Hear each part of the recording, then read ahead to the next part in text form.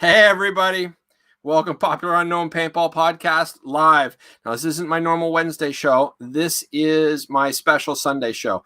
And it's really not a Popular Unknown podcast show. This was actually the brainchild of Mike Goodeve of Yeti Productions. And a lot of the other Midwest producers all jumped in because they want to make sure that you guys have an unedited version of what's going to be going on this season with the coronavirus and everything going on. How some shows or some scenario games are getting canceled. Some scenario games are getting postponed. Some games, with all the questions, there's so many different things going on. And they wanted to make sure that you as players have the exact knowledge and know exactly what's going on. So you're not hearing rumors and you're not hearing mumbo jumbo. They want you to know the real thing. So without further ado, you're not here to listen to me. You're here to listen to them. So let me bring them on. First and foremost, we have Mike Goodeve. Hey, Mike. And then we have Brandon. Hey, Brandon. And we've got Viper. Hey. And we've got Bill Bailey. Hey, hello, guys.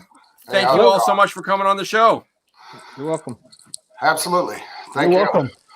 And like I told everybody just a second ago, if you didn't hear, I'm doing this because it's important to you all that all the players and all your customers and everything like that get to hear what's going on straight from you guys. So there's no rumors, there's no politics, there's no nothing like that. It's just, this is what's going on. This is how the paintball game is going to be, or the game is going to be affected.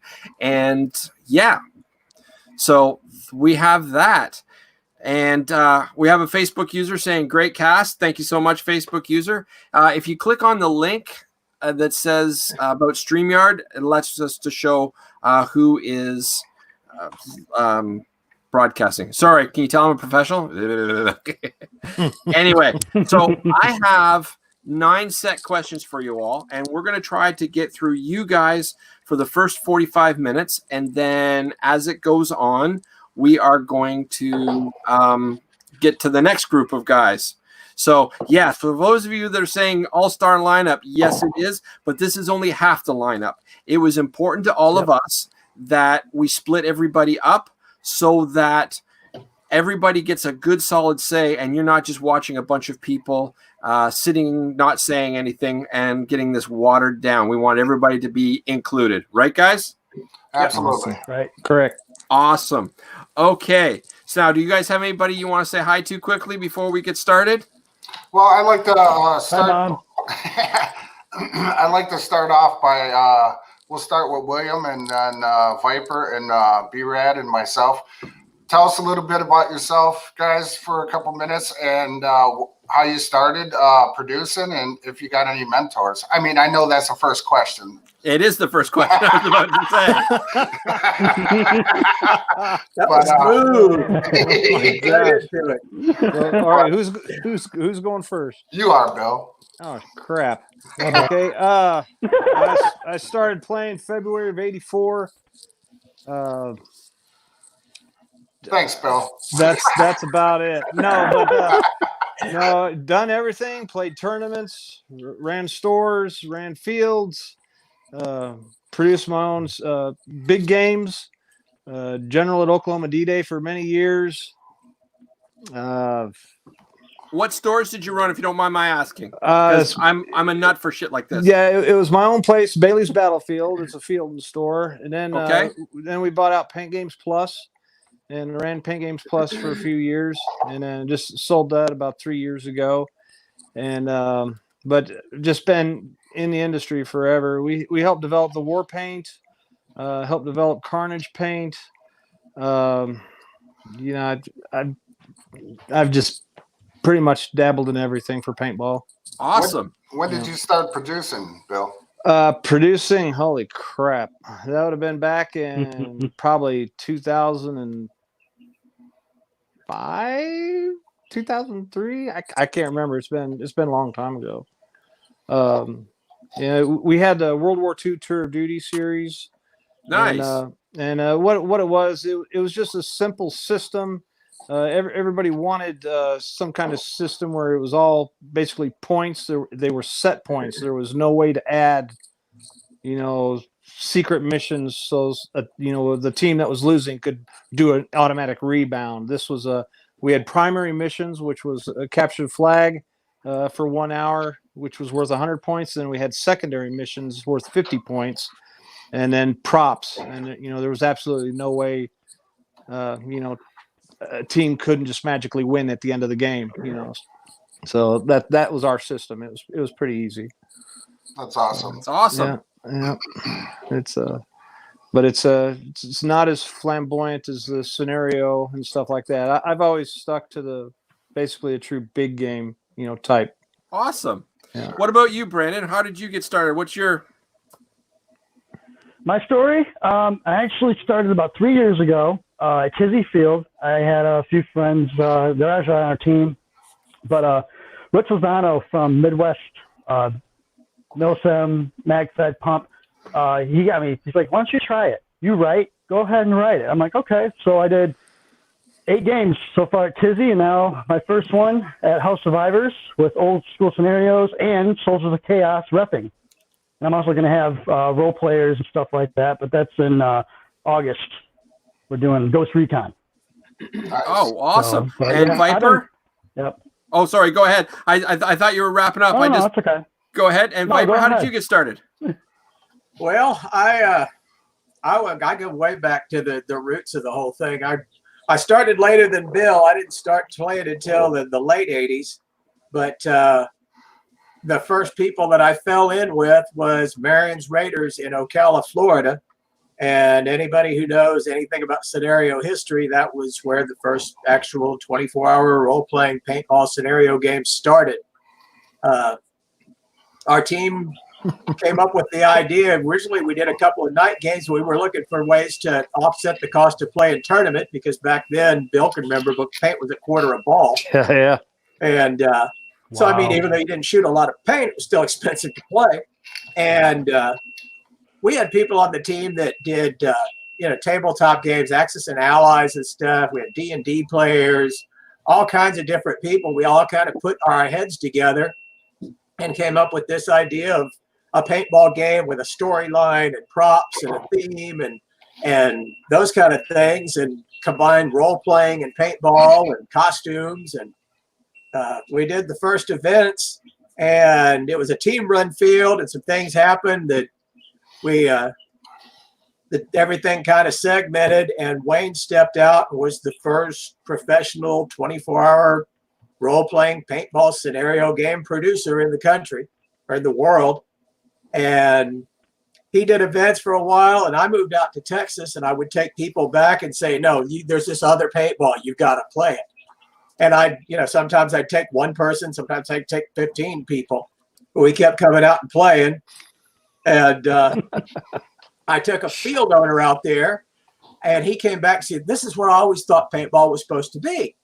So we talked to Wayne about coming out, and the field owner talked to me and said, well, have you thought about doing them? And it's kind of Wayne's thing. I don't want to step on his toes, but if you want to have him come out, I'll do one to kind of prime the pump because nobody in the middle United States even knows what it is. And then he can come out and do his. So that was the plan. And we couldn't get enough people for it to be worth Wayne to come out even after the second one. But the field owner kept wanting to build at it. So I went back out to an event and played one of Wayne's, and we'd always go to dinner afterwards. And I sat down with him. I said, well, look, I'm thinking about doing events out in the middle United States. I've got this field owner wanting them. What do you think?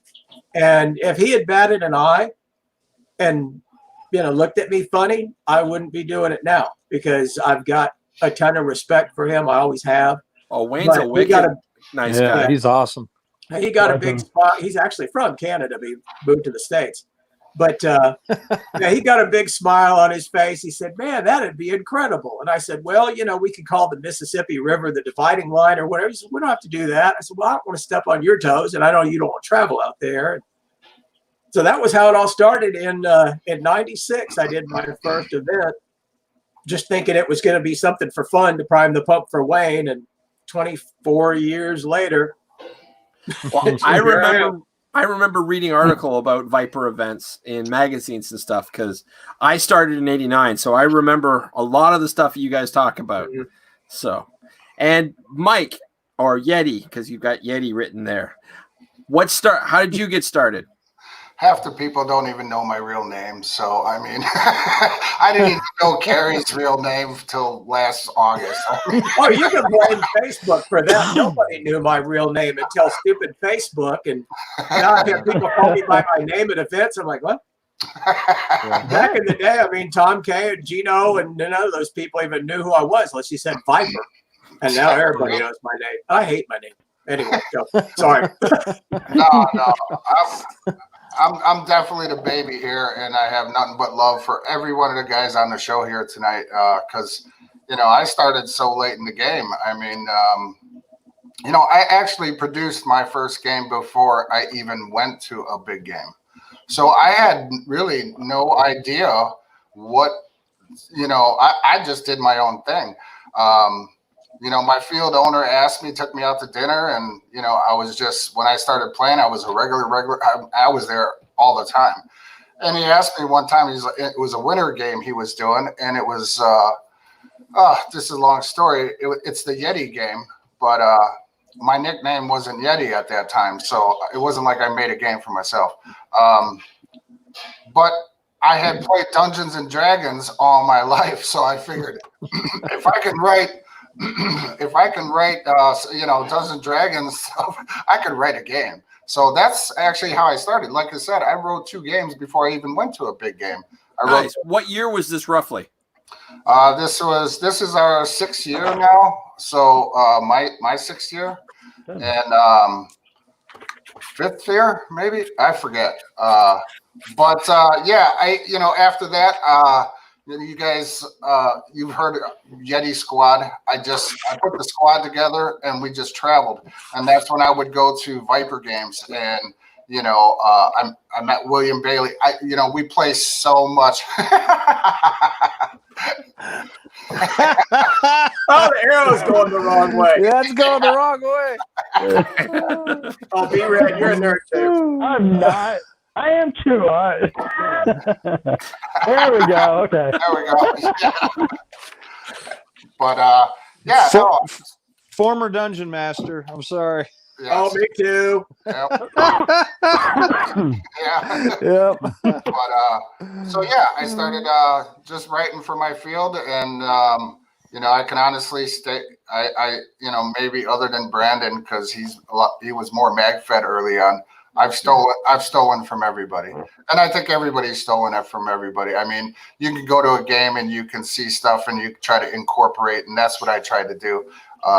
And how I wrote my game. I got some weird stuff that I do up here, so people love it or they hate it. But I try to just do 2 things: remember that it's paintball, and try to get as many people involved in my games as possible. Awesome. Walk-ons and kids. So that's all I got. Fun. Lots of fun. Awesome. Yes. All right, guys. So as you guys already know, I have 9 questions that you guys all approved, and I'm going to try to keep us all on track on those 9 questions. And we've already answered the 1. And so what I'm thinking is, why don't we just follow the same order, if that's all right? Bill, if that's okay with you being first? No, or shall you want me to reverse it this time? No, I don't care. I don't care. It's okay. All right. But I figure that way we can just get through the questions, and then once we get through all 9 questions, if there's a little bit extra time left over before we bring on the next group of producers, we can have a little more fun. Not that we're not having a lot of fun now, but we can probably answer some questions of people following along, that sort of thing. So The next question is how have your games been affected by social distancing already? We haven't had any games. It's our whole series has been, I'm relying on everybody else to go to their games. I have a traveling museum, and I had 6 games set up to go to this year, and we've already lost 3 or 4 of them. So I'm just waiting, so this is unprecedented. I don't think anybody in the world was waiting for this. And, and now that it's happened, with social media and everything else, words getting spread so fast, it's a whole, it's not like how our parents or grandparents dealt with things. You know, they just dealt with it. You know, now everybody's like, oh shit, we can't do nothing. You know, so everybody's hiding out. You know, I was kind of hoping to shoot some zombies in the face, but yeah, it's denied. My whole retirement plan is based on a zombie apocalypse, and it sucks right now. I'm sitting on a bunch of peanut butter and 223 rounds. You know, so I'm like, God dang it!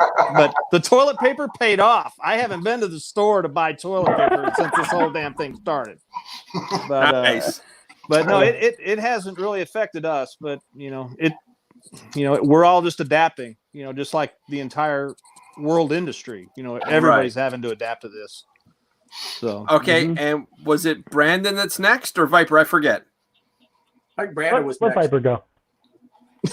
Well, are we going now? We had our. Okay. No, go ahead. Do your thing. All right, Brandon, you're up. Okay. So, okay, here we go. I'm taking charge. You're up. I got one game in August, but Dave opened. He's grand opening May 2nd and 3rd, so we'll see if there's any open plays. I'm hoping there will be, but we'll see. But August 23rd is my game, and again, I'm waiting. Well, you know, unlike everybody else, you know. So, and Bill, you're a hoarder. No, I'm not. Acquisition and redistribution to a more needy faction. Survivalist. Yeah. I want to be. And just so you know, I'm optimistic. I'm hoping for. I mean, this is what we live for. This is our baby. You know. Yeah. So. Right. How about you, Viper? How you doing? How's your games been affected so far? Well, the last event I did was February, and that was before all of this stuff really hit. And I mean, nobody was even really talking about it there. But then one of my categorically largest events of the year, at least down here, has been my April event. And we already had to reschedule that for June, which down here, June gets hot. So I don't know how that's going to go, but it's either that or scrap it and have less events down here, and players want events, even if it's hot. But we've got one, our next scheduled one is coming up in a couple of weeks out near Bastrop, and that's more of a rural area. It's out east of Austin. And I mean, we're just kind of playing it by ear. I tried to get in touch with the state, but I called a couple, and one guy gave me an email address, and I emailed the state and gave them a whole explanation of, well, if we do this event, these are all the things we're doing to try to make it safer. And I get an auto response that says, well, you need to use this online interface. And so you go to that, and there's nowhere to give an explanation or anything. It's here's the name of my business, here's the address, here's the info. We want to be essential, yes or no. And so I didn't waste time with that because it seemed ridiculous. So the field out there is trying to talk to the county and see if maybe they can get some sort of a clue as to what they're planning. But right now, with the direction things are going, we're trying to be optimistic, and we're saying, well, we're planning on having the event as long as A, they let us, and B, we've got enough players. So I've been telling people, if you want to see an event, if you're ready to play, if you feel comfortable playing, here's what we're going to do. If you want the game to happen, you need to register. And if you register and we don't have enough players, or we can't do it for whatever reason as promised, then we'll immediately issue 100% refunds to anybody who wants a refund. Or you can leave it in, we'll transfer it to, when we reschedule. But we're making it real clear that if we don't do the event, you'll get all of your money back. But if you want to see the event, you have to register. So the pre-registration deadline is tomorrow at midnight. And then the field and I are going to look at it and make our call as to whether we've got enough people, and then we go from there. And then, like I said, the reschedule for April is in June, at the end of June. So who the hell knows what's going to happen by then as far as what's going on with all of it. Gotcha. What about you, Mike, or Yeti? That is Yeti to you, sir. Mr. Yeti. No, I like Viper, I had my first game in January. So we got that one through before, again, like he said, God, you guys did your paintball in the snow. What's wrong with you? Oh, just like your invite, Viper. You're invited to come up to Green Bay anytime. So, but we did get our January one in, and so we lucked out there. My next game is June 7th, the Halo game. And, I was going to announce tonight, I only told a couple people, we're canceling that game because Wisconsin is locked down to the end of May. So, we just, I talked to my field owner and, we're just like, and so many games are getting pushed up, and it's starting to stack, so, the competition is going to be strong. And other than that, I'm banking on, which is my biggest game in August, and that's the Jedi game. So, again, like, the guy said, I don't know if it's going to happen or not. I mean, so, we're going to have to wait and see. So, yeah. All right.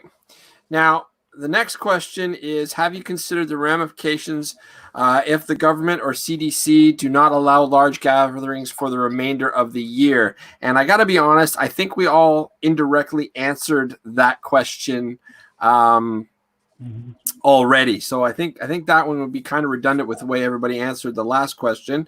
The next question is, if the CDC allows games to happen, how do you think the turnouts will be for games shortly after all of this? How do you think that the turnouts are going to be affected? Bill? Well, I think there will not be any toilet paper in the porta-johns when they leave. That's going to be the biggest thing, probably. That's not a problem for you. You got plenty. That guy's going to come out with a pump truck and go, damn, we got to reload this thing already. It's only been 2 hours. There won't be any toilet paper, So, so what Bill's saying is bring your own toilet paper to the game. Yeah, bring your own toilet paper. 48 rolls. But I don't even remember what the question was. Oh, sorry. I'll reread it. And it said, if the CDC does allow games to happen, how do you think the tournaments, or in this game, I think it'll be tournaments or turnouts, games. Not tournaments, will be for games shortly after all of this. So how do you think the turnouts are going to be? Like, do you think people are going to be scared and they're going to start staying home? I think everybody's going to, first of all, they're going to have to take care of their families and watch out, their finances. That's going to be the most important.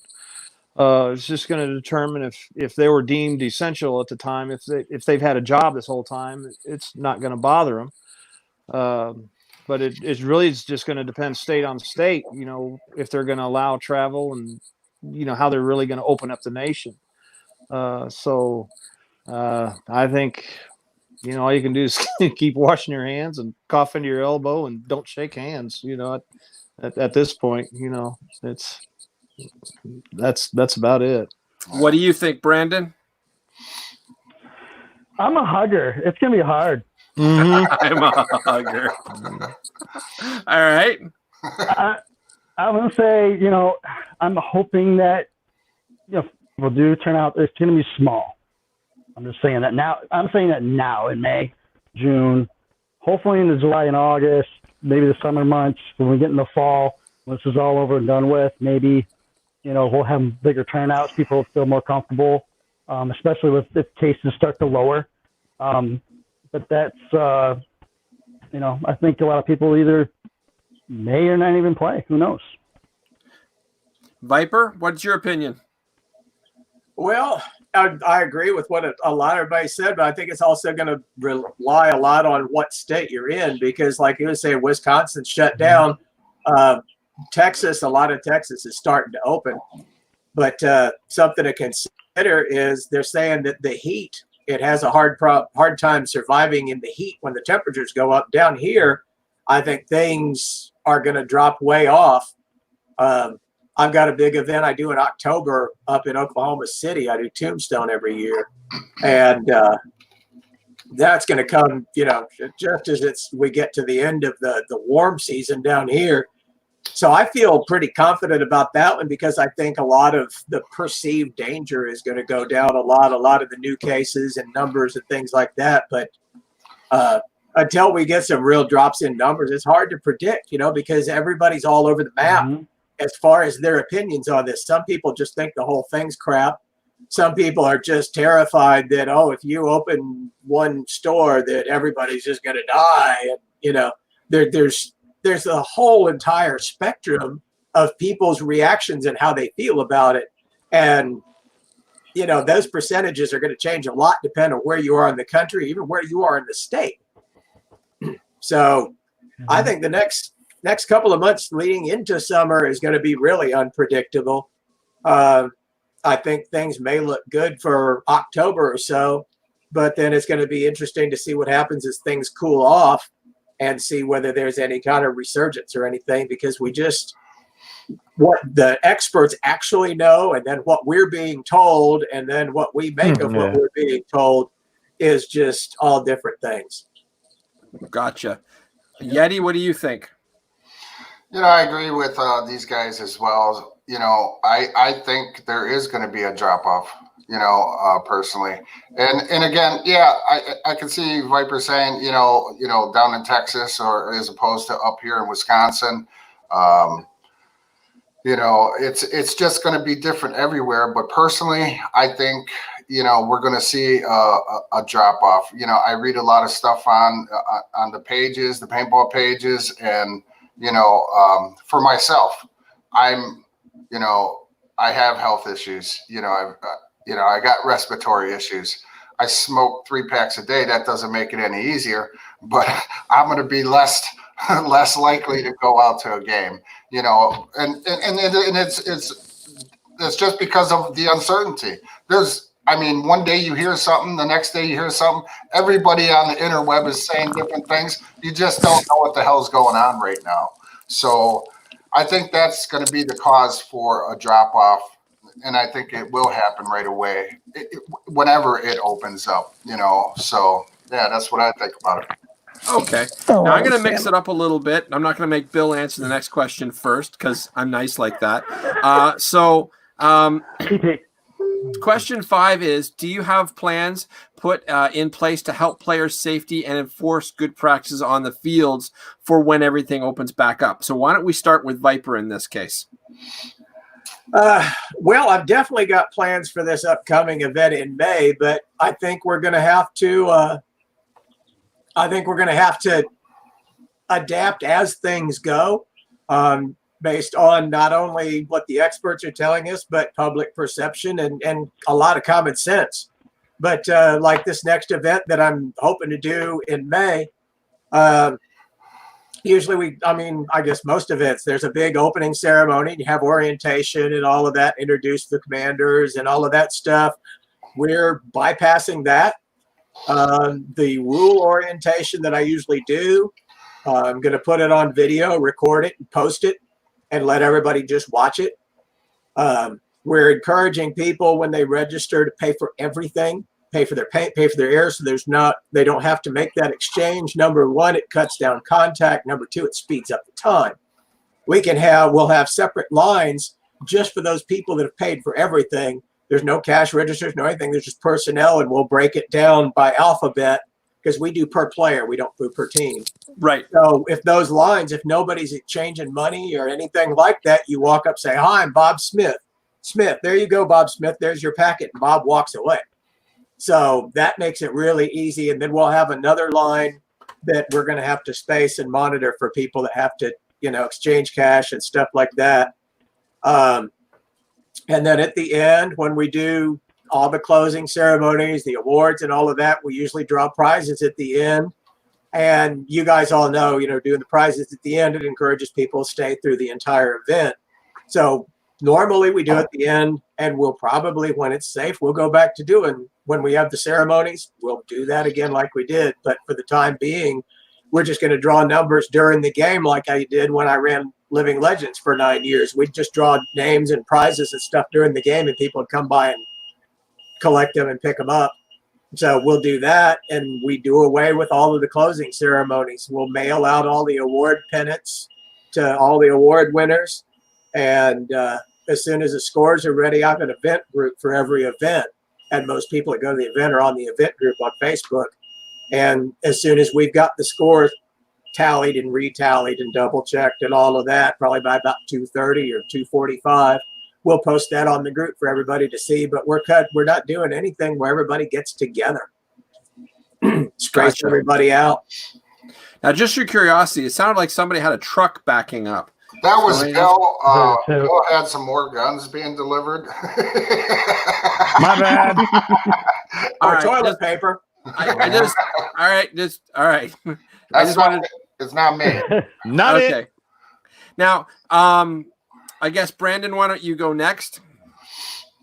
Do you have any plans in place to help players' safety and enforce good practice on the field? That's going to have to be between me and Dave. I'm pretty sure, grand opening when he does it, he'll let me know how he's doing it. Maybe he'll send me a photo. And hopefully that, but I mean, I'm pretty sure we'll have hand sanitizer. We'll keep everybody 6 feet apart. And, again, it's going to be by ear because our game's a little bit later in the year. So hopefully it'll be warmer like Viper was talking about. We get pretty hot here in Michigan sometimes too. Not as hot as this guy is, but right. It's hot.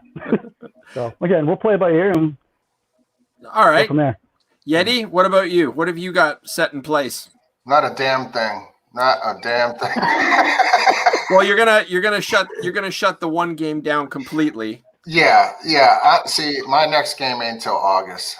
Shutting Halo down in June. I got till August to think about it. Viper had to do. I seen Viper's post about that yesterday, or either today or yesterday, and I was like, oh, see, he's on top of it because he's got a game coming up very soon.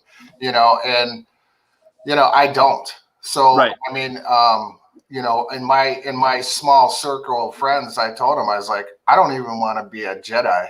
Anybody want to run that game for me? Because, that's my personal thing. So, right.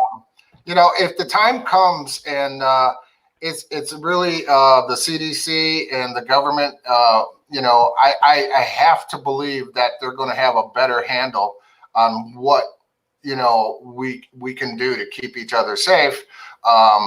You hear the talk about a second wave and stuff like that. So, that plays in a lot of people's minds as well. So when the time comes, I guess I'm going to, I'm honestly going to say if I have to do Jedi and we're still kind of in that, mode, I'm going to follow Viper's plan. I really am. I mean, because, some of our games, I'm like, can you imagine 6 feet apart? We're going to be out the door, out through staging, onto the road. It's going to be a very, very long line if that's the case, So there's a lot of uncertainty here. And, I don't have to deal with that right now, thank God. But when the time comes, if it's still in motion, I'm going with Viper's plan, something similar to his. And again, I think it's, we just got to keep each other safe. And Bill, I know you work with, at Monte Casino, and I was hoping you would talk a little bit about that game, and how, if you talk to Joe and Angie and, Yep. But yeah, I'm done. Yeah, that's all right. That's going to be our first game. Is Monte Casino there at Paintball to Go. It's July 25th and 26th. So I'm going to try to be there, by the way. Oh, awesome. So I may be there. Excellent. Well, look me up. I'll be there too. But we're gonna have to follow the the CDC guidelines and everything else, and just kind of see what everybody else is doing, and then because July is pretty early still for everything that's going on. Right. So luckily we'll be able to see how it goes at a couple of the games, but before us. And but Joe and Angie, they're real player oriented. They're gonna do everything they can, to keep it safe. But Angie, she's in the medical field, so she'll hopefully have inside information of what really needs to be done. I know hand sanitizer will be beefed up, but we've got the same problem everybody else does. We like to give stuff away at the end, and we talk about the game and everything. And so, we have our briefings, before the game starts. So that's, you'd have to have a 12,000 acre field to keep track of everybody. You try to keep 600 people separated by 6 feet. That's kind of a crazy deal. So, right. But luckily, we're just going to have to go by, the set standards that's in place. That's in Illinois. So I don't know, that might be pretty rough. The government there is not like everywhere else. It might come close to New York, but that's that's about it. Fair enough. Yeah.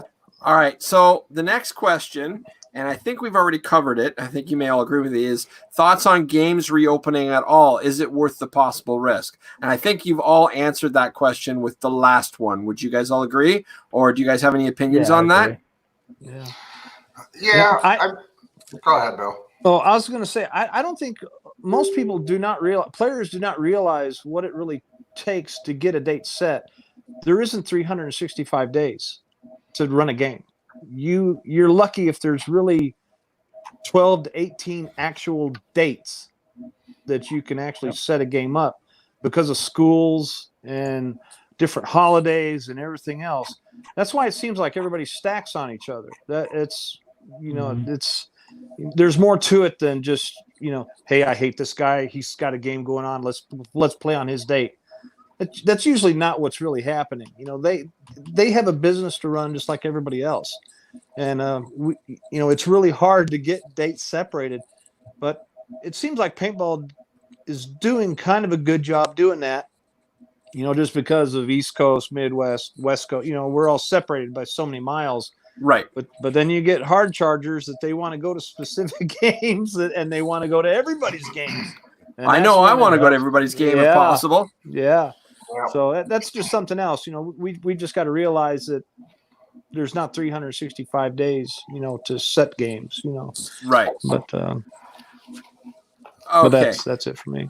So the next question then is, has anyone seen a stark contrast in pre-reg sales? Now I'm going to start with Brandon because you're usually following Viper. This time we're going to make you go first. My timeline? Okay. Yeah. So, I've only had a few that I know that have registered for our game. I'm sure by July, June, we'll have a number. But from right now, I haven't. I don't know. Okay. Yeti, have you seen a contrast in pre-reg sales? Absolutely. I mean, we still, we shut down the Halo pre-reg, and normally we open up that pre-reg a week after Yeti. So we're usually on top of it. The artwork's out there. I would say a week to 10 days after my Yeti game in January. So, and all of us usually have an early bird, and, blah, blah, blah. And a lot of, the guys who travel really take advantage of that. So until, we just decided to shut Halo down maybe 2 weeks ago. And the pre-reg was way, way, way, way low. So it was one of the reasons, we did, what we did. Because again, so much uncertainty. And then you get into, I think it's a question later on. A lot of these field owners need to know how much paint they need to order, and when your pre-regs are down like that, it's a kicker. So. Awesome. Okay. Viper. Yeah, we usually our early bird registration is about a month out from the game, and then pre-reg ends 2 weeks out. So our early bird for this upcoming game was 2 weeks ago, and that's right in the height of everything. So, I mean, believe it or not, we still had pre-regs. But I mean, wow, for a 300-400 player game, normally I'd have 150, 200 early birds, because I've worked that down here, and we do special prizes and all kinds of other stuff. And we had less than, I think we had around like 30, which I was surprised we had 30 in the middle of all of that. But again, like anybody who follows me on Facebook, you've seen, I've been saying, if we don't do the event, we'll issue a refund. And there was another Texas event that was supposed to happen a 3 weeks ago, something like that. And of course they canceled. I haven't paid attention to see if they rescheduled, if they just canceled. But as far as I know, they haven't issued any refunds. And so that is affecting me because people go, well, I know this guy registered for an event. He didn't get his money back. So I don't know if I want to register. So I've got that to deal with as well. But, like I said, my pre-reg ends tomorrow night at midnight, and that's kind of the do or die what we're going to see at that point. But I was surprised with early bird. So who knows?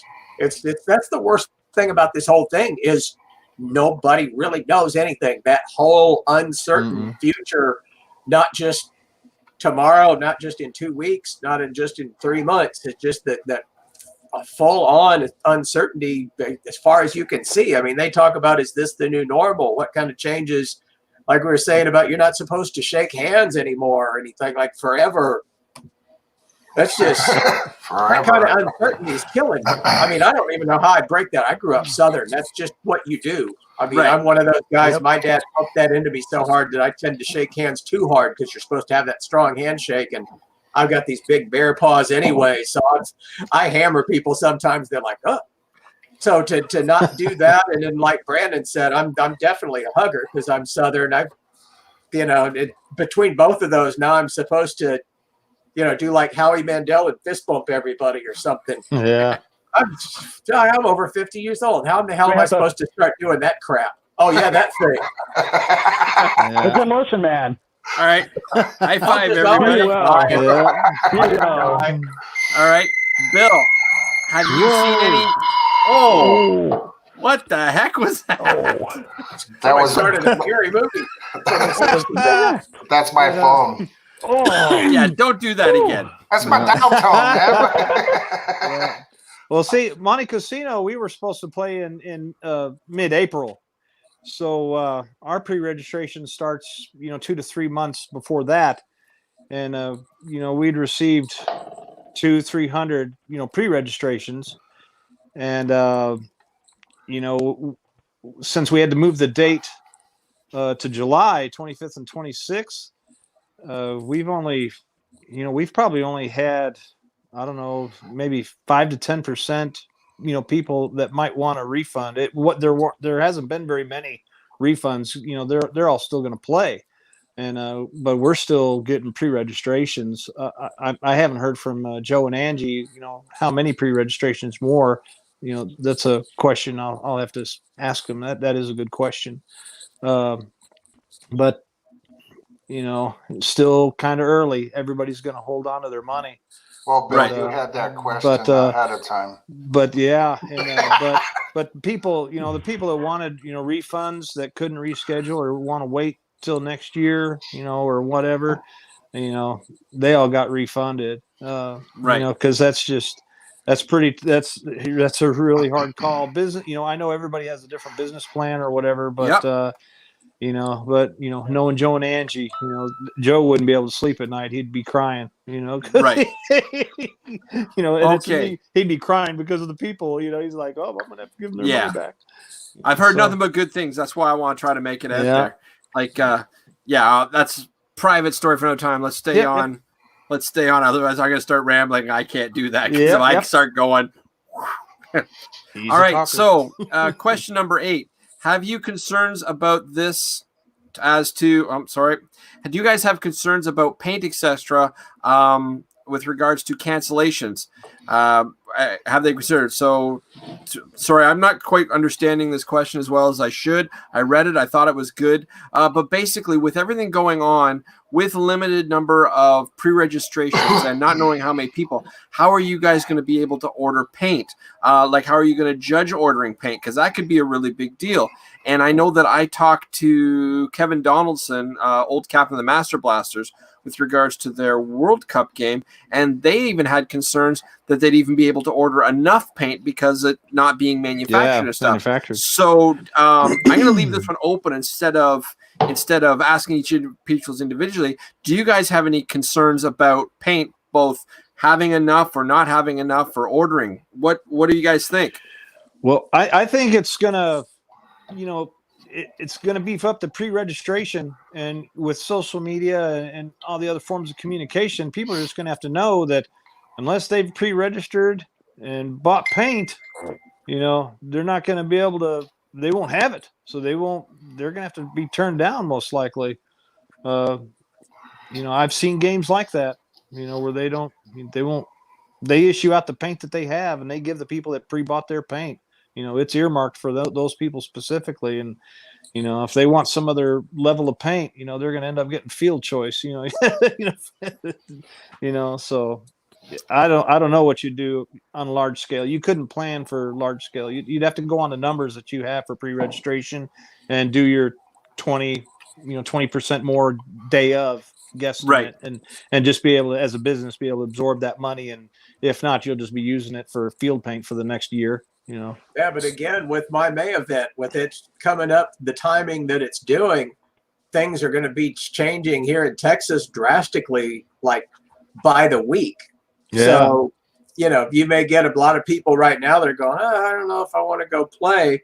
And as fast as things are changing down here, 2 weeks from now, they may go, oh, well, no, everything seems okay. Maybe I will go play, and I could get swarmed with walk-ons that I totally wasn't expecting based on pre-COVID math.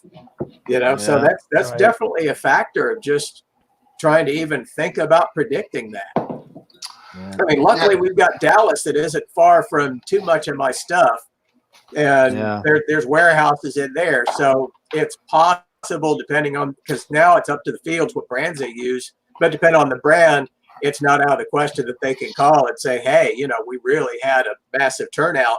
Can we get some more paint? Either they send a pickup truck down there, or if it's enough, the dealer sends the paint out to the field. But everybody doesn't have that luxury either. No. Yeah, I know we don't. I mean, up here in Green Bay, I mean, we're so damn far from any supplier. I think, other than Nelson, but yeah, between Oklahoma and the Texas games that I do, I'm not more than a couple hours from Dallas. Yeah, for any of them, so that's kind of lucky. Yeah, and our games, we rely on that pre-reg. I mean, because it's so important to us. It gives, we're not a big field, but my games have been growing and growing, and it's been getting a little easier to kind of guesstimate, but at this time, you just can't guesstimate. I mean, there's no possibility, and then you can't blame the players either at the same time, because, like Viper said, in 2 weeks they could say, oh shit, guys, this wasn't, it wasn't nothing. Well, even in the regular pre-COVID world, I always harped on pre-reg after every game. I tell everybody was there. And we reserve, like when we drew drawings for all the markers, you don't win a marker unless you pre-register.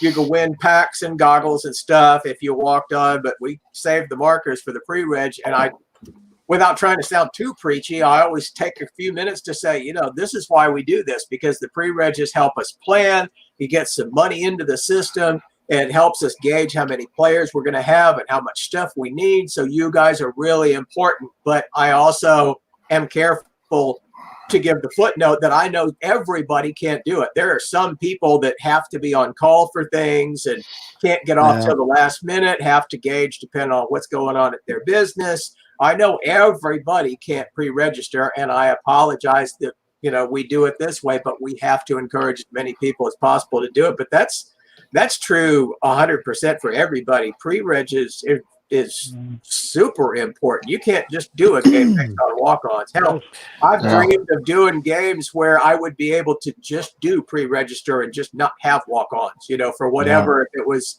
limited capacity venue or whatever. That's always been my dream game is, wow, it would be cool to just do pre-registers and not have to deal with walk-ons, because it's such a huge, it's labor intensive. It's a huge unknown. It bogs up all of your service to your customers, the pre-regged and everything else. Yeah.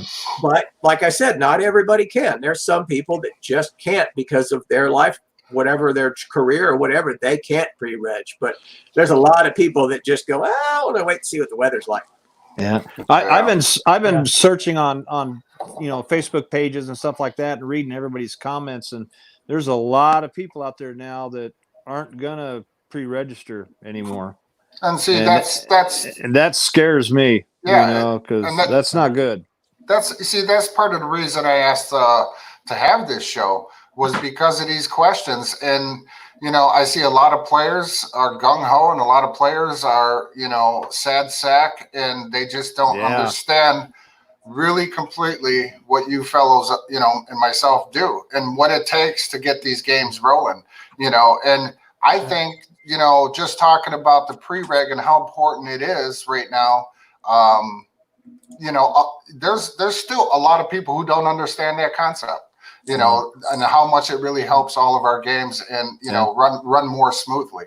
And, I have a whole notebook of contingency plans, if we get so many walk-ons. I'm sure you guys do too, so we'll just move on to the next question. We got to speed it up here. Yeah, absolutely. Before I do, though, I mentioned Kevin Donaldson, which why I added to the question, and he said he spoke with Vulcan. I just wrote a link down below, like down there, and paint won't be a problem. So my concern, thank you, Kevin, for watching, and thank you very much for chiming in. And that, by the way, is the team captain of the Master Blasters, and he's working with Jerry Braun on that World Cup. So thank you, Kevin. Appreciate it.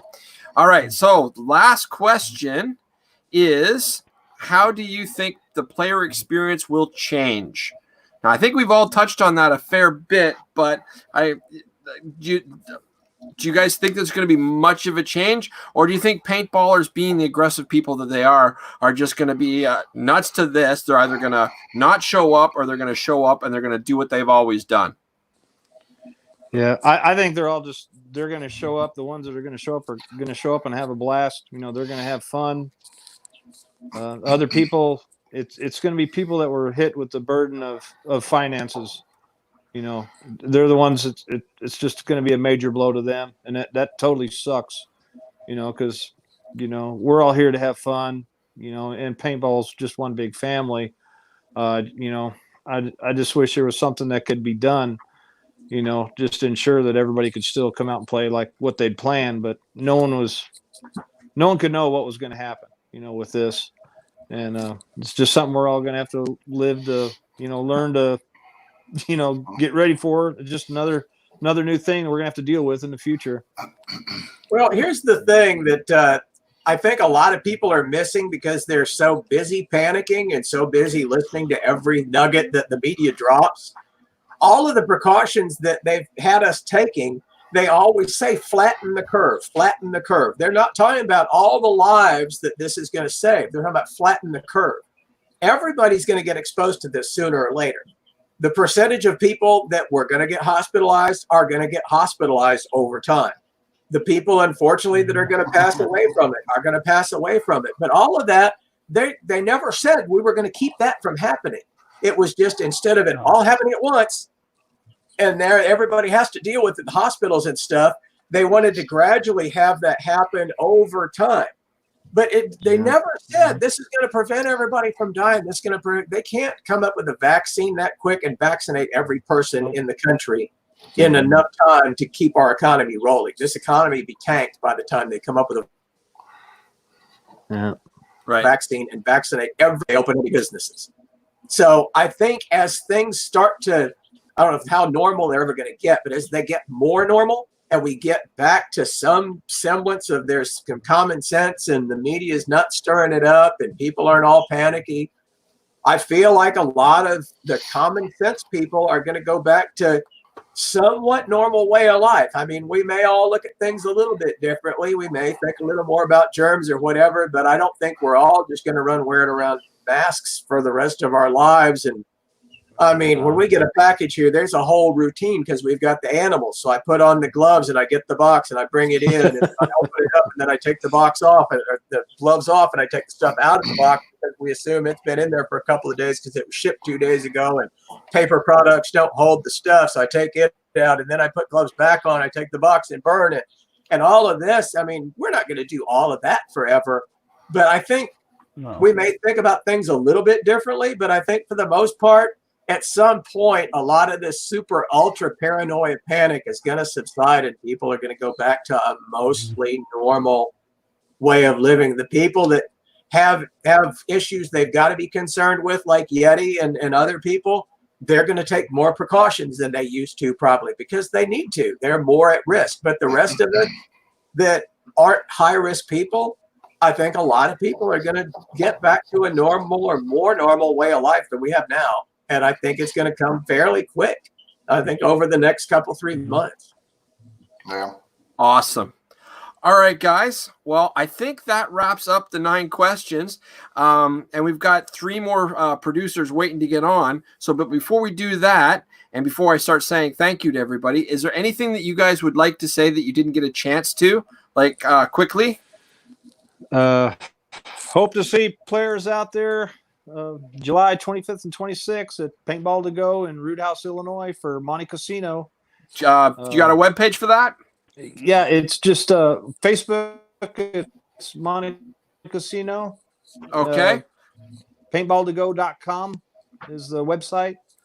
All right. Feel free to go jump on on media. You'll find it. Okay. Feel free to go on my Popular Unknown group and don't hesitate to post. That applies to all you guys. If there's anything you guys want to promote, don't hesitate to go and make sure you put that on there so the people that are following along can click right away so it's easy to find. Brandon, do you have anything you wanted to say to anybody out there? Yeah, sure. Bill's a hoarder. No, I'm not. I'm just kidding. Yeah, make sure you play sometime this year, even if it's like when everything's over and done with. We can party. We don't have to do this thing.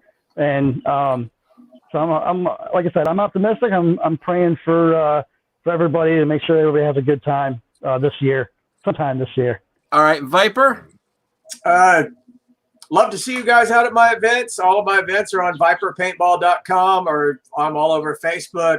But if you're worried about health things, if you're not quite ready to dive into big crowds and stuff, at least go out and play some rec ball at your local field. Paintball fields are really, anybody in paintball right now is having a hard time, especially field owners where they've got everything in their life sunk into that facility and that business, and they've gone weeks without player one.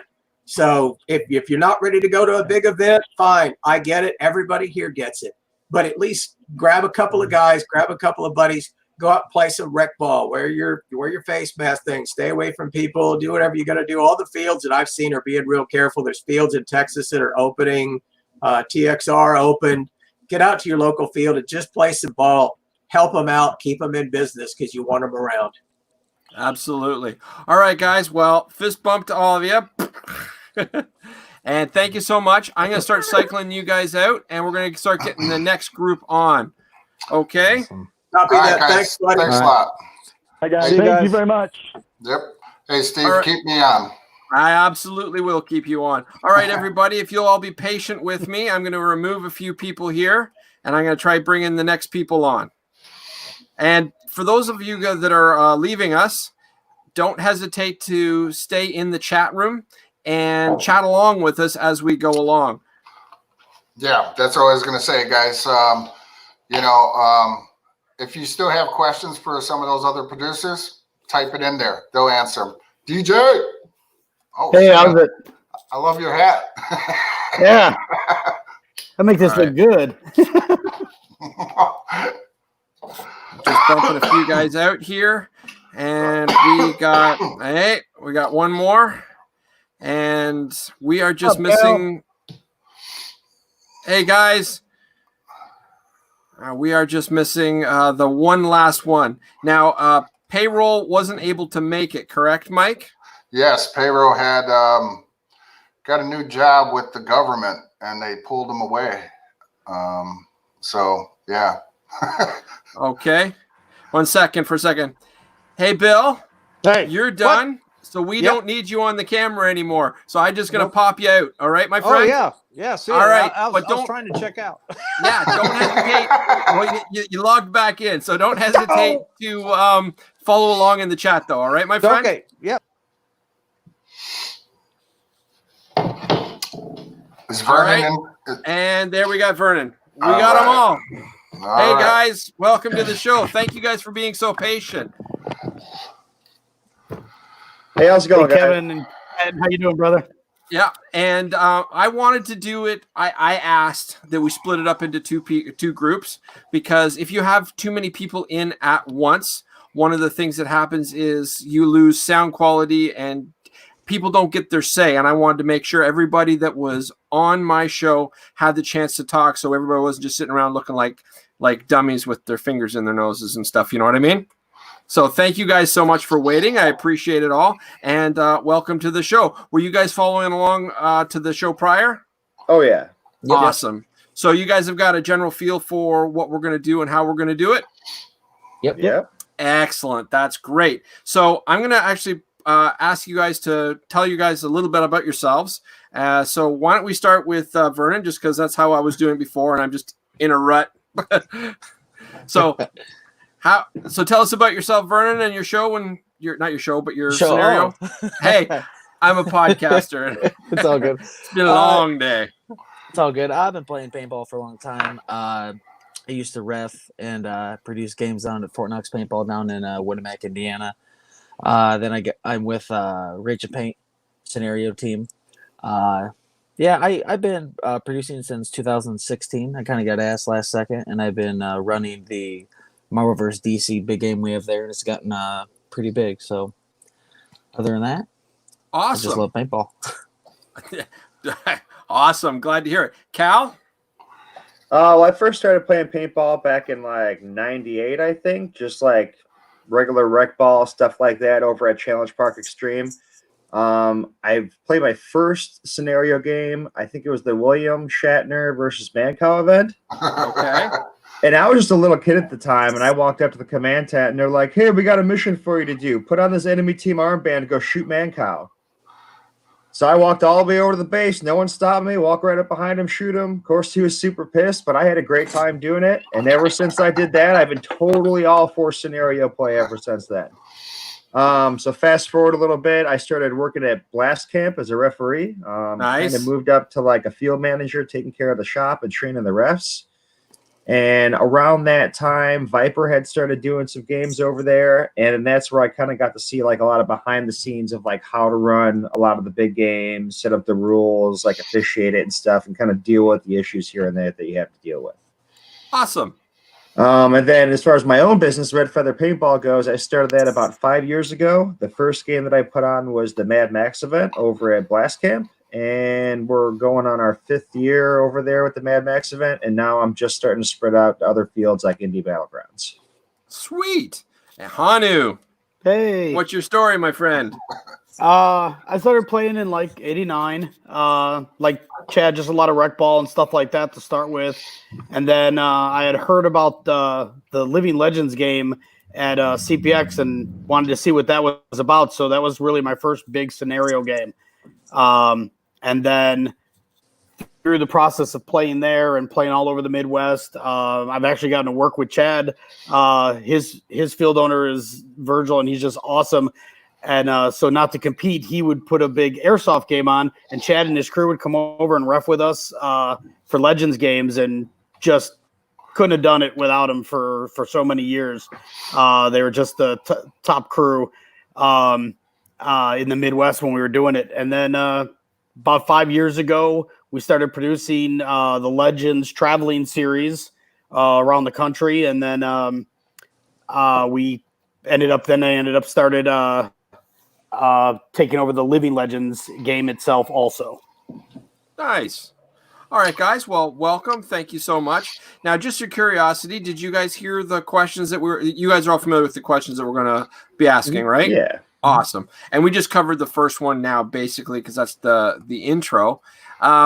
So the second question is, how have your games been affected by social distancing already? So up to this point, how has it affected you guys? So Vernon, why don't we start with you?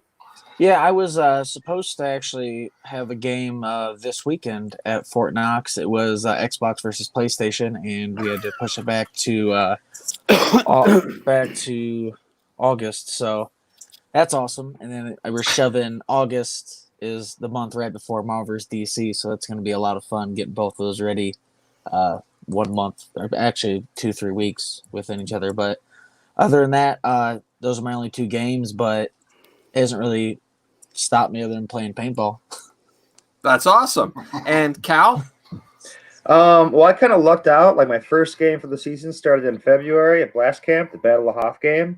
That went super well, and like no one was really talking about the virus at that time, so no one even thought about it.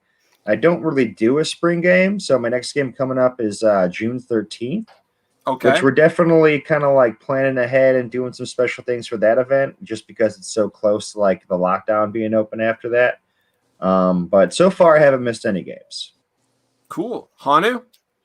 Yeah, I mean it's pretty well known that we had to grab Living Legends, which is one of the, set in stone kind of games in the industry right now, and we had to postpone it for a whole year. Just like Oklahoma D-Day just did yesterday, I think it was yesterday. A game of that size is such a monster that I started talking about it about a month ahead of time with my ref crew. We work with Solaw right now, and I started working with Dave Patton probably about a month before we made the decision, and started working it out and talking about it, talking to my the owner of CPX and some other people in the industry that I trusted, and we came to the ultimate conclusion that there was no question in our mind that Illinois at the time had not closed down to the point where it was going to affect the game directly, but we anticipated that it would. And we guessed right because he extended the stay-at-home order. So right now we wouldn't be allowed to have the game legally. And so by talking with Dave and the owner and the industry guys, we kind of tried to think about where we could postpone it to. And that's ultimately the problem.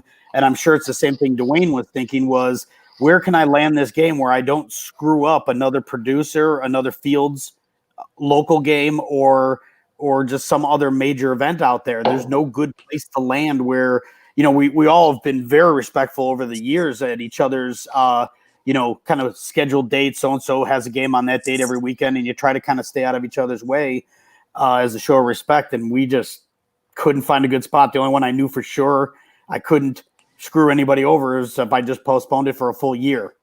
And people weren't happy with it, but ultimately the goal was to, not screw anybody. Makes sense to me. Can I just add something in here, Steve? Be my guest, Mike. That's why I kept you on. No, I just want to say, because I'm not going to answer a lot of these questions. I might tie into some of what these guys talk about.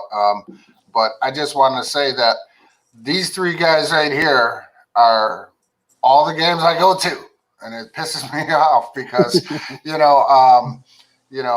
I know these guys, and being a producer myself, we all know what's going on. I mean, and it just kills. I mean, Fort Knox, Blast Camp. I'll be working with Cal at the indie game, and obviously Legends with Hanu, and so it really stinks right now that we're even having this conversation. You know what I mean? With the other guys as well. That who'd have thunk, that we would be sitting here trying to get information out to the masses, and trying to answer some questions. But, I just am nothing but appreciative. I'm going to try to sit here and listen to what these guys got to say. And I have nothing but the utmost respect for these three guys right here. So go ahead. You didn't say that about the last three, just so you know. You know the last three sees us more. Well, you had Viper and Bill, and I was just kind of like tongue-tied. Fair enough. So when it comes to OG, your approval is not required. No. So all right, guys. So the second question is, have you considered the ramifications if the government or CDC do not allow large gatherings for the remainder of the year? Now, yeah. So why don't we go again, Vernon? Yeah, we would just have to cancel the games, unfortunately, and try to push them to next year. That's the only thing we would look at Fort Knox. It's unfortunate, but that's what we're going to have to do. All right, Cal? Yeah, I mean, we started looking at each of the events that we're doing the rest of the year, and we came up with like 2 different dates per game that hopefully we can reschedule to. But if they cancel it for the whole year, obviously like we're going to kind of be out of luck. Most of these states are doing like a petition thing where you can fill out and like try to get the county's approval to rent a game. So I think at that point we'd be looking into that before we completely cancel the game. Hanu? Yeah, it depends on which state. As you know, watching the map, Montana's not as affected as New York, and so on. Our next game, which is the third week in June, is in South Carolina. That state had some parts shut down for a certain amount of period and so on, but the actual field that the game's being held at never shut down. They had a essential business waiver from the state that they contacted the government, talked to them about what we do and how paintball goes, and their government in that area, based with their medical doctors, all looked at, basically how paintball is played. And I just have to assume somebody knew something about paintball in that office, because they were very enthusiastic about, actually, you guys can keep operating. So with that business never having to be shut down, and now that we're on the downside of the curve, or at least trending that way in a lot of places, they're starting to open the Myrtle Beach area up even more. So the beaches open up this weekend. Certain other businesses, restaurants that have outdoor seating and they can space them out and stuff like that are going to begin opening. So we're trending in the right direction. Obviously, if something changes, we'll change with it. But right now, we're in a good spot because we actually have permission from the state to run the event. That's awesome. Bill, did you want to, or sorry, not Bill, my apologies. Yeti, did you want to contribute anything to this? I think, and I talked to a few of the guys about this. It's like, one of my fears is, capping the limit of players, even if we do open, say, like a Legends game where you get 600, 700, 800 people, DJ, and they say, we're gonna open you guys up, but we're gonna limit it to 250. I mean, would you guys still continue your games if it was, those numbers were cut down like that? Yeah, it would depend on situational. Certain games are known for being a certain size.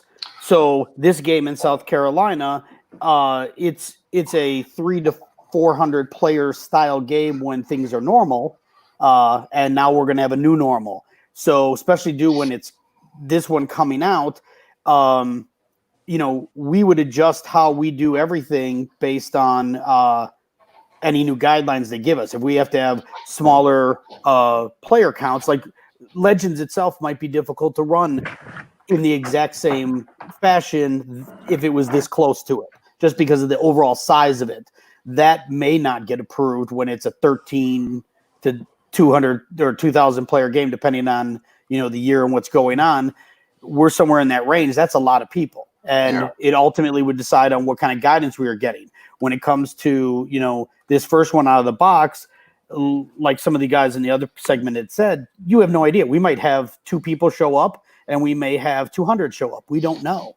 And so we're going to follow some protocols that are put down by the state, so we meet the guidelines of what they ask us to do. And then we're going to go a little bit beyond that to just try to assure the players that we're going to give them the safest possible environment based on scientific guidelines. And then each player's got to make their own decisions. Nice. Now, I'm going to just interrupt. So the next question is actually, if the CDC does allow games to happen, do you think the turnouts for the next games will be will be affected shortly after all of this? So I think that's what we're all touching on. So does anybody want to contribute about how they think that turnouts are going to be affected over the next little while? Cal? Yeah, I mean, it's kind of rough to say. Like, I know my game's coming up on June 13th, which is like right at the end of a lot of the lockdowns coming out. So it's really hard to plan on how many players are going to be showing up. So the big thing I guess I'm trying to do is really push the pre-register. Hopefully people, if they do have to pay at the day of the event, they pay with a card and we don't have to exchange money back and forth. And there's just going to be a lot of stuff day of the event that we're going to completely change than what we normally do just to make sure everyone kind of stays safe. But I think that's one of your later questions, isn't it? It kind of is, but that's okay. Just just roll with it and we'll just adjust. So, like a couple things that we're going to be doing on June 13th to kind of adjust for that is first off, like the morning briefing and the rule briefing, the scenario briefing. We're going to extend the PA around the property, and then we're just going to do all of that like while people are sitting at their staging areas, so they don't even have to come up to the stage and gather in one tight area. We're also going to close down the inside of the pro shop, and all the stuff is going to happen outside. So there's not really like a hot spot where people are kind of congregating for all that stuff. I'm a big fan of the lunch break. That way, no people are like off fields, like half a team's off field, another team isn't, like the scores get messed up. But we're actually going to not do a lunch break. That way, not everyone's coming off the field at once. Another thing we're planning on doing, I'm working with Chrissy's Designs that do all my like pre-register prizes and stuff, that we're going to do actual face masks for your pre-register prize. And let's see. Yeah, so we're going to open up services probably an hour or two earlier, and then we're going to start the game later just so everyone has a chance to like show up kind of leisurely, spread out, and not everyone's standing in line for the chrono, registration, paint, all that stuff. Do you think you'll have more chronos? I mean, we're going to try to, or we're probably going to set up like a couple different areas. So we're not going to have like one chrono area. We'll probably have like 3 separate areas so people just aren't in the same one spot. Gotcha. Vernon, anything you want to contribute, my friend? Yeah, just also depends how, like you said, people being strapped for money after all this. Of course, mine isn't until August, so hopefully it'll be better by then.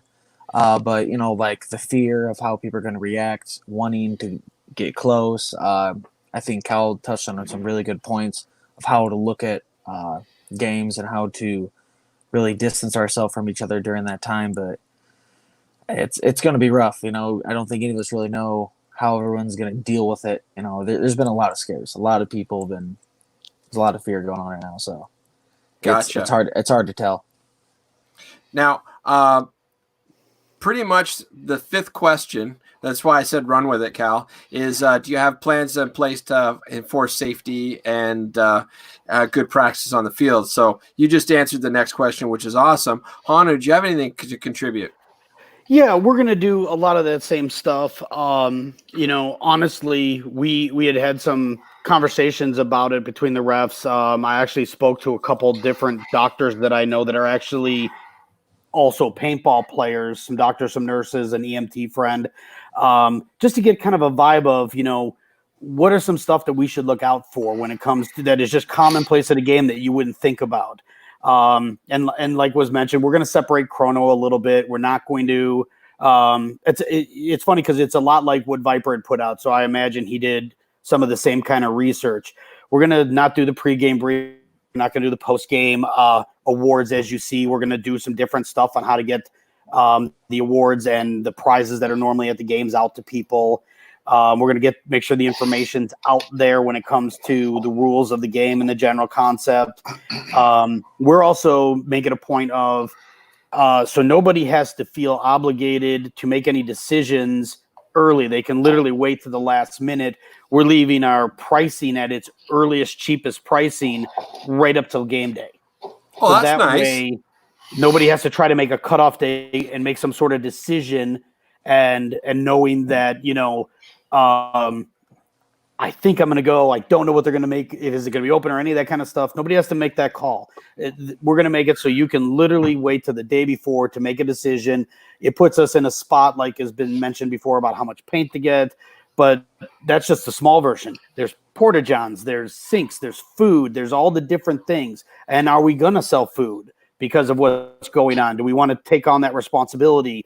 What are the guidelines for that? So, normally we have food at the games. We might not have it this time. We have to get some instruction from the local authorities on what we can and can't do to try to provide the best experience, but also the safest. And if you got to pick one or the other, we got to go with the safe this time.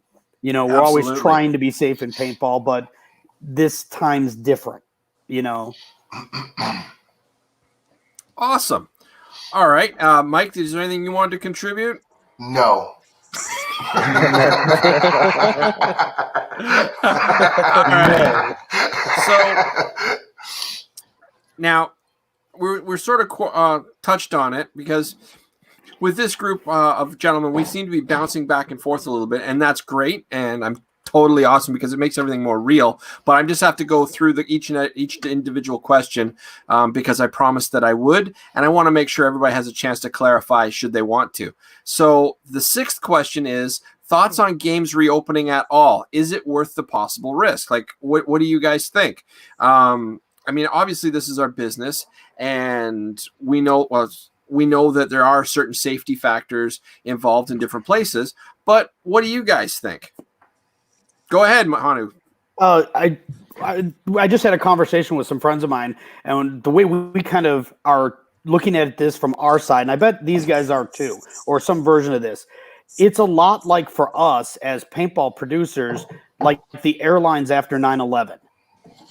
The first people eventually, once the government said you could have commercial flights again, somebody had to be the first couple people to come out of the box and go, okay, I got a route going from Chicago to Miami, and who's going to buy the ticket and go? And those first flights were probably pretty lean. There wasn't probably a lot of people on them. But by having those first couple flights, and that's what I look at, a lot of these people that are having games in June, myself and Chad and Viper's got his game, and Bill with Monte Casino right there towards the front end of this. We're going to be the ones that put the door open, but we're even promoting the game differently. We're not, hey, you got to come to the game and talk to your buddy and do this, and come on, get out there and recruit, get these guys to my game. It's more like the door's open, the game will be there. You have to look at everything in your life, every aspect of it, from finances to who you come in contact with, to do you have kids in your house? Do you see your grandparents a lot? Every last little aspect of your life as an individual grown adult, and then make a decision. We're simply going to give you the opportunity to have a place to go if you choose that all the boxes are checked and you're comfortable going. Come see us, come hang out. We'd love to see you. We're not going to be even remotely offended if we don't see a lot of the same faces we're used to seeing at a certain event in a certain area, because we understand. You have to understand what we're going through. We have to understand what you're going through, and we all have to kind of try to find a sweet spot in the middle where we all work this together, because we're all in it together if we want the sport to continue. Absolutely. Vernon, you had something you wanted to say. Yeah, sorry, I kind of lost train of thought while listening to him for a second. I thought you were falling asleep. It's my feminine physique, and I'm just sort of like. No, it just go. We just gotta. I'm pretty sure all of us want to get back out there and start doing what we love, playing paintball, of course. But I think, like he was just saying, like the first responders, the first guys to get the game going in June. What Cal and Hanu both said. I think you guys have really good ideas to keep people safe. And plus, June, I don't believe there's going to be a lot of people. So I think it will be smart having those games in June and start getting people back out and having fun and playing the game. So I think June is a good time. Right after the lockdown and everything. And we'll just, we just got to get back out to life and seeing how this is going to react, Absolutely. No, I couldn't agree with you more. I'd like to see it. I'd really like to see the big games happen, but I'm wondering if they can just be mediocre games. You know what I mean? Like, let's just get out but anyway, that's just my thought. Pardon? Open play. Yeah. And part of that question I had on the thing too about, is it worth the possible risk? And I also ended that with, how do you guys feel about, now I haven't done it because, I canceled my Halo game, but how do you guys feel? And I know we touched on it a little bit about, pushing games into, because it's happening. Do you think your numbers are going to go down? I mean, simply because whereas we had, maybe to get, and like Hanu said, we've all been respectful. I'm in contact with, Cal and Hanu and, games up here in Wisconsin and Minnesota, and we do talk to each other. That wasn't always the case either. You guys know. So, but, I canceled Halo because there was so much uncertainty. And again, Wisconsin, it was only a week or so after, we're open. So I was like, I talked to my field owner, saying, hey, I think this is the best bet right now. But are you guys worried about your numbers if you push your games into areas that you've never been into before? August is my Jedi game. We've always worked together, but these games are going to start stacking up. How do you feel about the numbers, when it comes down to that? I mean, I'm going to fight Vernon. He's going to kick my ass because he's MMA, but I'm going to fight for my game, but, what do you feel about that? The game's starting to stack up if it keeps continuing to cancel. I think the early games are going to take the worst beating, like the June games, I bet you it's going to be hard for them to have a lot of guys. Hopefully, once the summer goes out, like I was hearing earlier, you said the virus doesn't like heat so much. Hopefully, come August is when people start coming back out. But we'll see. I mean, we'll see how it's going to react. But I think having those first few, like June, start good, and I think we're going to learn from those games. Yeah. And, one of the other things I was thinking about was we all have our base, and our base is, our base is basically all the same people. You're going to get a lot of the same teams. Yeti squad has no problem going to a game every single weekend in July, August, and September if we have to.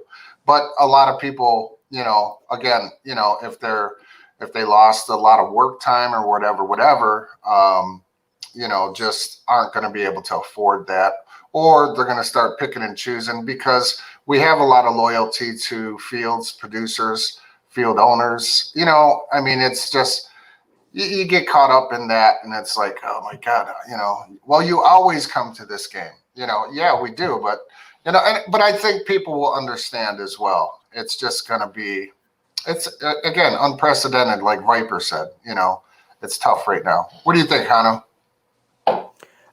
Yeah, that's why we postponed Living Legends, but we didn't move like our dreaded game. Our dreaded game's kind of down in the corner in the Mid-Atlantic. We're not really around anybody else's game specific, so we're going to go ahead and do that game. There's a couple major events that ended up stacked on the same weekend now that games are moving. And I don't want to say their names because I don't want to blow them up. They had to go where they had to go. But I know that a good 10% or more of their crowd would have done both of those games. So now they have to decide, am I going to go to this one or that one? And a game like Legends moving would have caused that same problem for somebody else. So that's why we kicked it as far as we did. We're hoping that by not having to move our other two games that's left this year, that we're going to be okay. They were already on their same dates. One of them is in June, and then I don't have another game all the way out until October. So I have a nice little window there where I'm out of everybody's way, and if everything goes well, I'll get to go participate in some people's games and help support them that way, and do that. So, and Chad, what do you got going? Not so much I'm worried about my attendance for my games, as opposed to like when people start stacking all their games together, that fields and businesses like that are really going to take a dive in their attendance, and they're really counting on that money to kind of stay open after all this. Mm-hmm. So I'm really more worried about, these small fields that weren't financially prepared for this lockdown and this break to actually recover from this. Because there's a lot of small fields that I really enjoy playing at that they may not bounce back from this. And they're kind of counting on those first couple big games to get that boost of financial aid there to get them through this. And if we're all stacked up on each other, it's going to definitely be thin in attendance wise. Now, I know the first game that I'm looking at that I'm definitely going to be going to is the Sherwood game in May. They're doing that Pirates game over there. I think TB's running it. And I'm definitely going to be there just to see how it's going to go, how attendance is going to work out, how players are feeling, how the people are officiating the game. So I think that is really the game to be watching before the June game. It's going to be that May game in Sherwood. Nice. All right. So, all right. I think I've lost track of where we are. So we did question 6. We're on question 7 now, which has anyone seen a stark contrast in pre-reg sales? And I think that's pretty much a yes, but if anybody wants to contribute a little more to that. Chad? Well, as far as like pre-reg sales goes, at least through Blast Camp, like if you guys pre-register for the game, anything like that, they're offering a full refund if you can't make it to the event or if we reschedule and you don't want to go to the rescheduled date. So we're trying to make it as easy as possible that you can pre-register, but you don't have to worry about anything changing last minute or anything like that. Awesome. And Vern, I don't know if you caught all of that. No, I didn't. I'm sorry. It's all good. I know there's only like a few hundred people watching right now. It's not like it's any big deal whatsoever. But have you seen any stark contrast in pre-reg sales at all?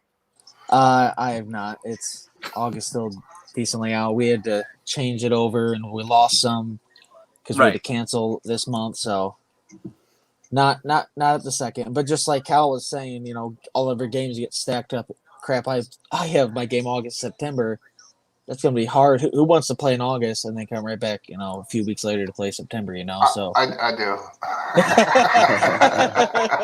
Well, you're invited. Come on down. I will be there. Awesome. Yes. It was like 15, 20. Okay, so sorry. I've been at this Mike and I, or Yeti and I. Sorry, I'm not allowed to call you Mike here. We've been at this, so we're going through all these a second time around. Thank you, everybody, for watching so far. Now, here's the big question for all of you: is do you guys have concerns about getting paint to your games over the next little while? Now, I had expressed earlier that there were concerns whether there was going to be enough paint to even send out because of reduced sales. But I heard from a good friend of mine that Vulcan has plenty of paint, so I assume all the other will have plenty of paint to sell as well. But do you have concerns with regards to buying paint so that you have enough and that you don't buy too much? So what do you guys think about paints? Is it all based on pre-reg, or what do you guys think? That's going to have to depend on the field. Yeah, I think it'll have to go on pre-regs for sure. Especially just like you said, a lot of these small fields are going to take a hitting. So, you know, we'll have to see.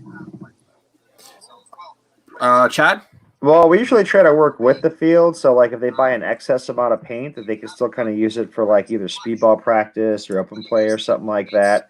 So hopefully if they overbuy, it's not too much of a problem. And depending on what vendor they're going through, though, I am kind of curious to see, like, what the availability of paint's going to be and, like, what the quality and maybe prices, if it changes at all because of this.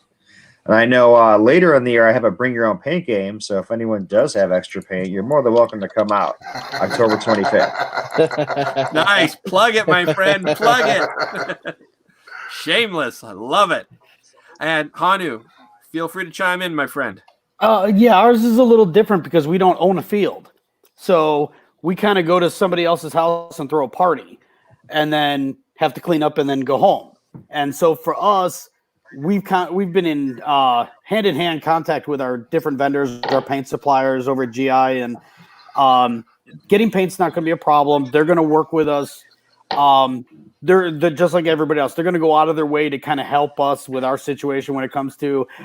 I probably really don't know how much paint I need for the game, and I won't have a great answer until real close to the game.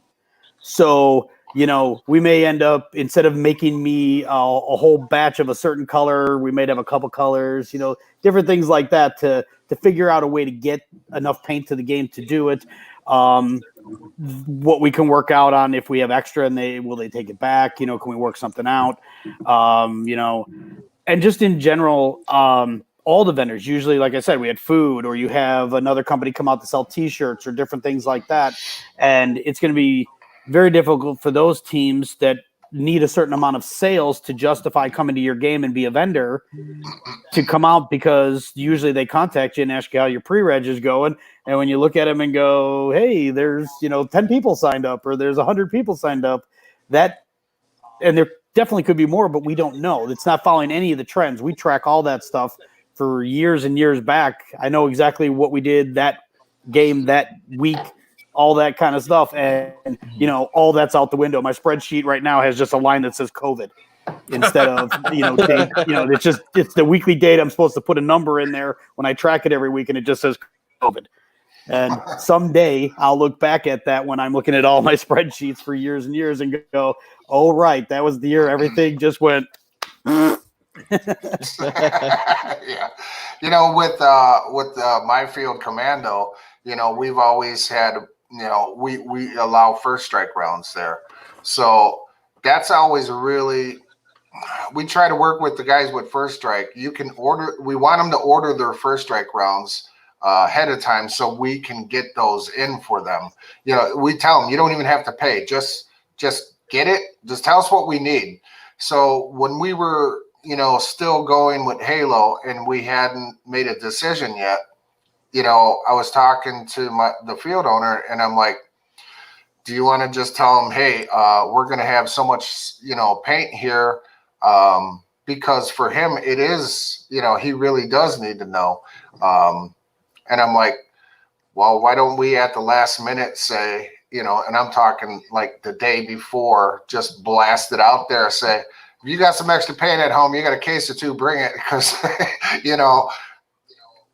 rather get the game through. I mean, so yeah, I think a lot of fields, a lot of smaller fields, this is a bigger concern for field. Because like Vernon said, I do believe a lot of fields just might make it through this. I mean, and if we're not putting on, our events, I think, we have to push our bases just to go out and open play. Just get out there and support the field, open play. If they open that up, just go play.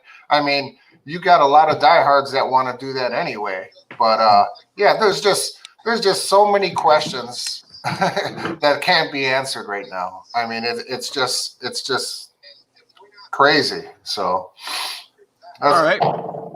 Now we're down to the last question, and I'm going to put it out there to everybody that's watching.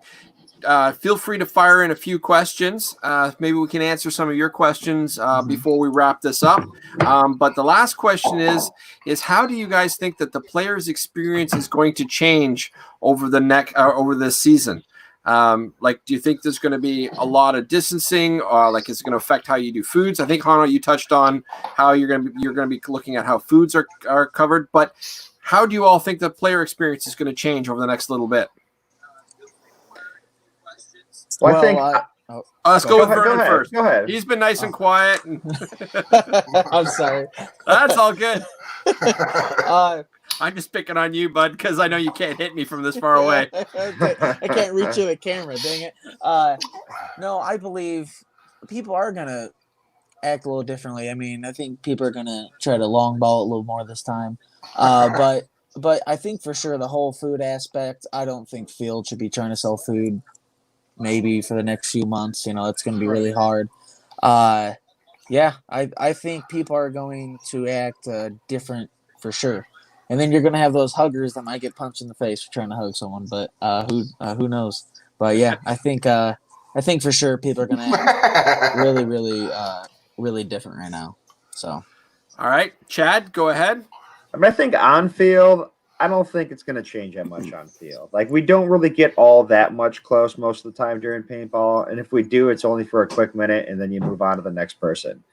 Off field is definitely going to have to change, because some fields, like especially when it's just kind of busy, even on open play day, like everyone's kind of on top of each other in the staging area. Yeah. So off field, like some stuff is going to have to change, and it's probably going to stay that way the rest of the year. Makes sense. Hanu, what do you think? Yeah, I mean, I think they're both right in the aspects that they're talking about. I think ultimately the gameplay on the field won't change a whole lot. We don't want them touching each other on the field now. The closest they get is if they barrel tag or something like that, and maybe barrel tag goes away for a while. So you're literally not touching each other for just a little bit. That's the only time we get close, and it's still a rare moment. But definitely the off-field stuff. Like I used to, when we used to have this little scale where it's basically X amount of people means X amount of porta johns, and then by that you also brought in X amount of hand washing stations. And it used to be like, one hand washing station is good for like 6 porta johns. Well, that number is going to change. Now you're gonna have to have at least a 2-to-1 ratio or that kind of stuff. If nothing else, to show that you're giving everybody the very best opportunity to take care of themselves. So we're going to have to change how we look at things to help the customer feel more comfortable. We're going to have to spread out staging considerably. Spread out chronograph, how people are in line. I mean, I've already been working with my referees on when we have registration lines. My refs are going to kind of be little human cones along the way at a little distance, but just there to kind of remind people to not bunch up. And like you said, the hugging thing. I mean, I hug everybody. I got that cuddly build. I hug everybody. I'm friendly. People are friendly back, or you high five or something like that. And our last game just before this all really kicked off was our Bones and Ashes game in March. And then we were one of the last ones before it really kind of hit. And going into that game, it was very much, I was aware of it. So I kind of let the other guy dictate the contact. So if they went, hey, how you doing? I was like, hey, how you doing? If they came up, they're like, buddy, okay, I'm comfortable. I'll take a hug, but that may change. And we got it. That's the biggest thing. I think everybody's going to put this. It just comes down to, we all have to understand there's going to be a new normal, and we got to respect the other guy. You can't think so much about what your thing is. You have to respect what the other guy is walking towards you in, what's going on in their head. You got to, you may want to hug your friend. You may want to shake their hand, and you got to understand if your buddy just kind of gives you away from a distance or doesn't even come for a while. We had some people that were supposed to come to our dreaded game, and they can't come. And, they feel terrible about it because they want to be part of the game. And we had to sit there, and I was just on the phone with them last night and sending PMs. I'm like, you guys got to know it's cool. Like, I totally get that you're not comfortable coming. It's okay. There's a bunch of people that are, but nothing but respect and understanding right now for you guys, because you got to deal with what you're dealing. Absolutely. Jason Bryant had a quick question here. Is how do you think it's going to affect teams that stage together? Well, I'll start with that one. I have a 15-man squad when we roll out, and we do. I mean, you look at Monte Casino, you look at Legends, you look at Chad's games, you look at Virgil's this guy here's games. And you have so many teams, every one of these games just has dozens and dozens of teams and more for Legends. And we do stage together. I mean, that's what you do, and it is a big consideration. I was out with a couple of guys today finishing up some modifications for our new trailer. And we didn't even want to be around each other. Like, we didn't want to walk into the trailer together. It was like, go grab me a hammer. We're throwing it in, and it's like, how's this going to play out? How is it really going to play out? So I guess it's, we have probably half my team is like, I don't care. I just want to play, and they're not worried about it. And, it's like they're looking at that 99.5% that ain't going to, it's not going to affect them. And, I'm older. Again, like I stated earlier, it's going to affect me a little bit more. So I always have a big chair, and I don't like people around me anyway. So, it'll be easier to tell, just stay over there. I can honestly say there's no way that I'm not going to come to the games with my crew. We have a lot of games scheduled this year. And, and as long as they're open and they're going on, we're going to be at those games. But again, like we've all said in the last crew too, it's just the new norm is freaking crazy. Your first instinct is to come up and give Hanu a big old hug. And we're not even, it's not even going to register till we're like 2.5 feet apart before we go, oh, no. It's gonna take a little time to get used to doing that, And as far as team staging, that's on the teams, how they do that and how they're comfortable with that. So I know Chad plays, I know Hanu plays, I know we all play. So I don't know how you guys feel about it. I mean, usually when we travel to an event, there's 6 to 9 people stuffed in one small car. I mean, if one of us has the virus, we're probably all going to get the virus at that point.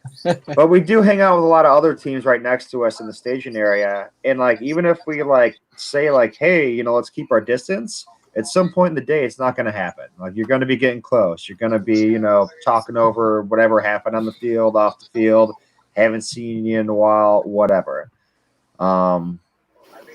I guess the best thing you could probably do is just kind of keep in mind who you're hanging out with, or on your team and your friend's team, that if they do have medical complications, they're going to make the virus worse for them.